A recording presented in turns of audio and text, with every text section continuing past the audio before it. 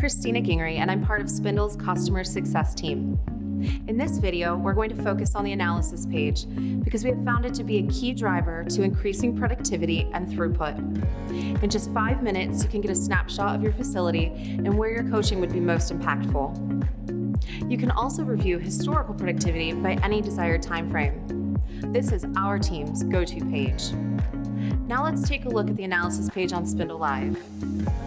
What's great about the analysis page is how little you have to do to make it impactful. By default, the page will load for the current day's employees. You can see the breakdown of each employee's hours, as well as daily efficiency. Each column can be sorted for quick analysis. If you are focusing on break compliance, for example, you can sort based on the break column by clicking here, once for ascending and again for descending.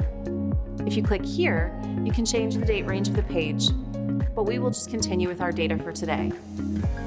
There are several filters to choose from if you want to look at more specific data.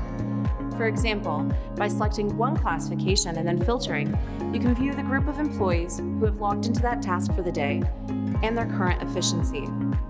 Remember, at any time you can switch between the classification and equipment tab.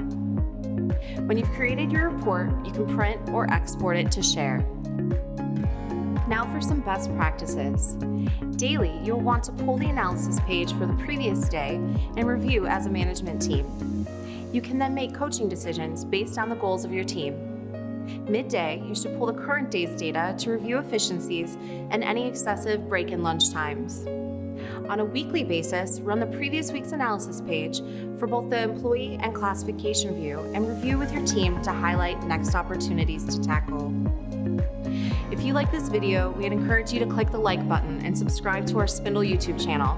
Remember, you can always reach us at support@SpindleLIVE.com with any questions or concerns. Thanks for joining us, and we'll see you in the next video.